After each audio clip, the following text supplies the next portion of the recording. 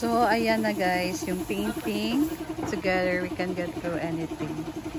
So, dito din nilagyan ng kulay. Siyempre, para naman maganda. So, pwede tayo dito mag-picture taking. Hala, bongga.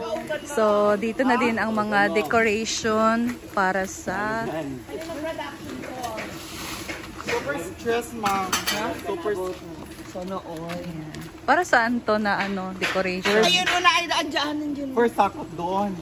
Kaso yung bonggo namin, yung ligid, hindi kinaya. Gana lang doon. Mahin ko ba? Pag Christmas tree yun, ha? pang first kuha na pang last sakot, doon na lang. Kasi yung... Ito na lang mo. Yung bonggo. Dili na lang, oh, boy. Ito mga ito gongbing, ha? So, ngayon guys, merong dumating na mga decoration. So, para to sa, dito sa function hall. Pero hindi ko alam kung para saan to. Para ba to sa this coming Friday, sa anniversary. So, merong mga ganitong dahon. Baka malanta. Tapos merong mga bulaklak. Baka merong event dito guys. Hindi ko alam. So, hi! Abangan na lang natin kung ano ang gagawin dito sa mga decoration. Ano meron, Mars? May nag-rent dito? Bukas. Anong meron? Wala rin ka nila kakalimutan. Ano may ganyan? Wedding. Merong wedding. Kaya pala. Akala ko this is for anniversary.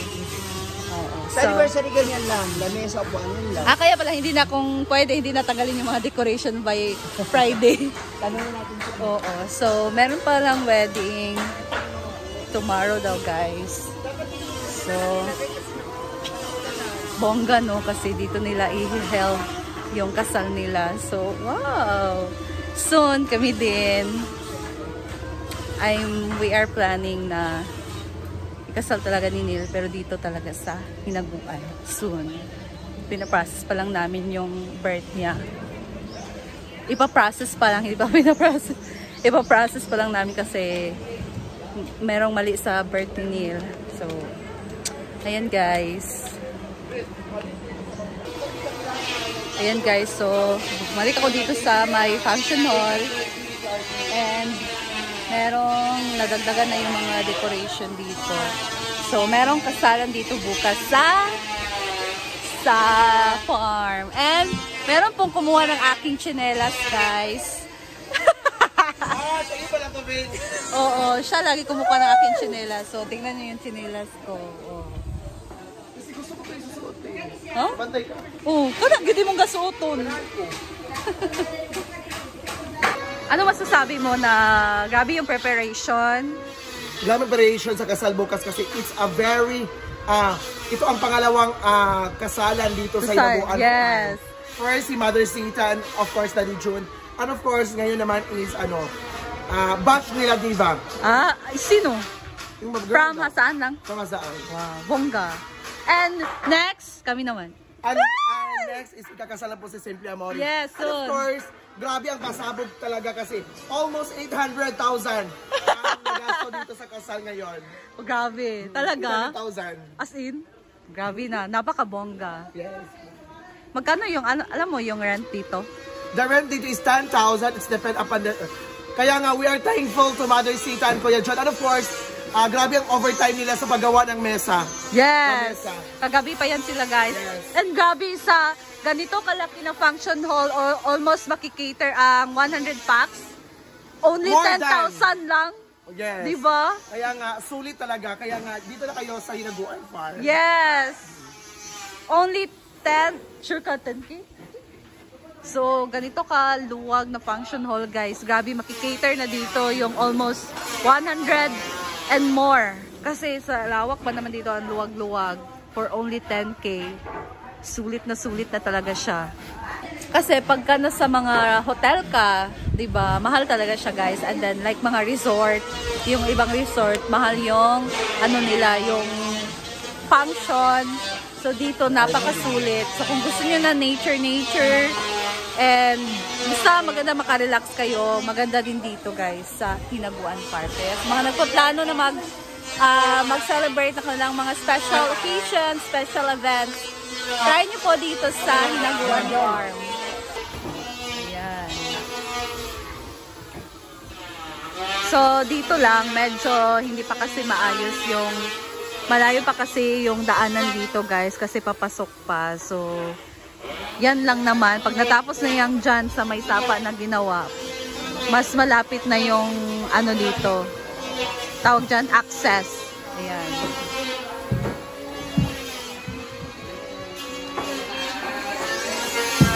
Grabe na mga paghahanda to.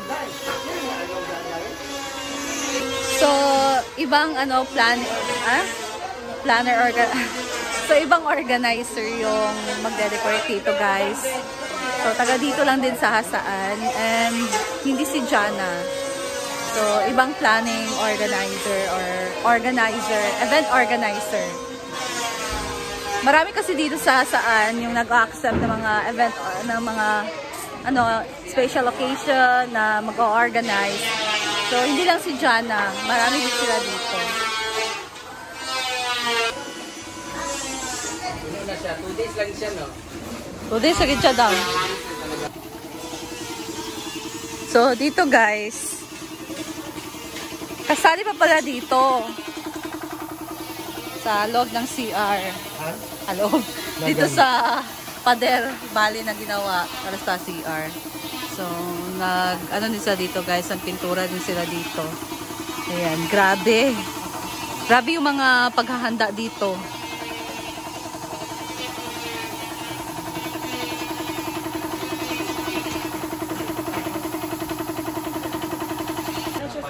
Ayan, busy na para sa lunch preparation.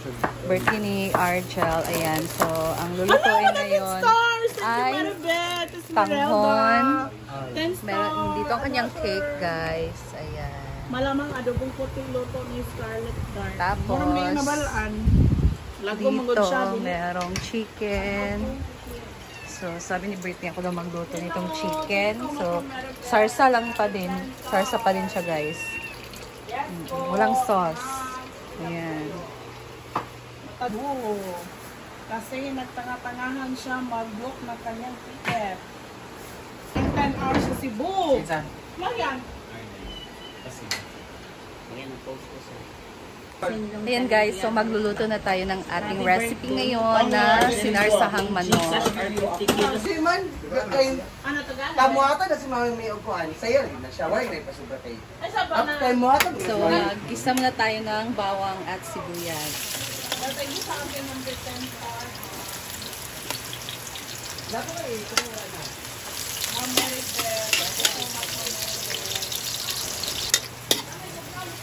Atin ang chicken.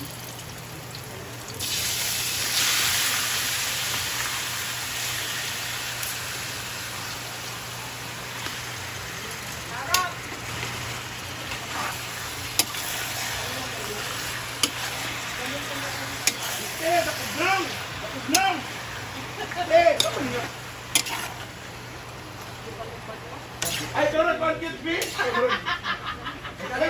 Wala nagpagapon. Nasa iyo ang mga video. Wala nagpagapon. Nasa ito na yung mga video. Di ba? Wala nagana sa Wala ba behind the scene na kuha? Dalawa ko na. Sabi namin nagapon diya.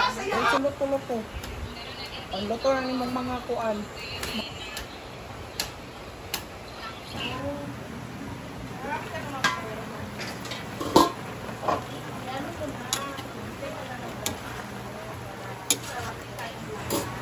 So, lagyan natin siya ng asin guys, ang pawala ng langsa.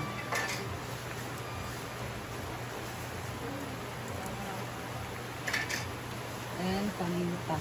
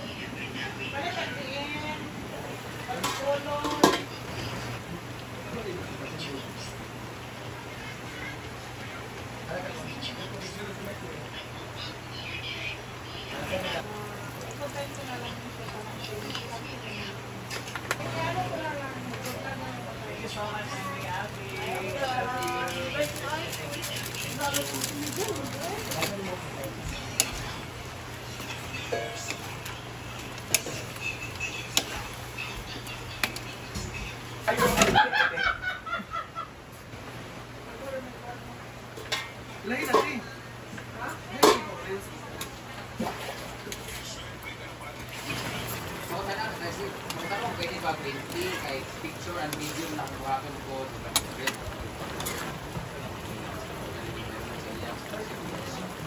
Lagay na natin ang patatas at carrots. Pero di ba ang ilang rate, di ba ilang rate, kaya mga 10 na gyapon yan, mga high rate, di ba? Mataas. Ay, nalaman ko dito kung nag-last time dito, 20 yun.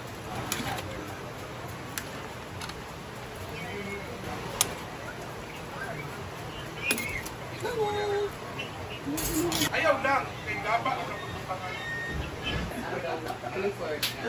So ito na guys. Ito na itong ating sinarsahan.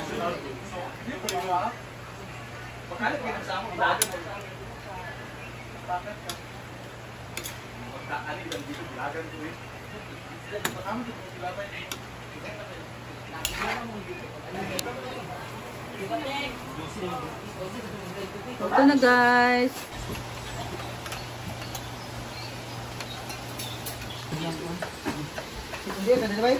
Kain na.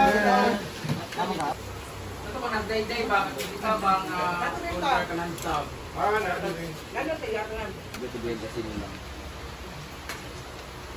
tayo,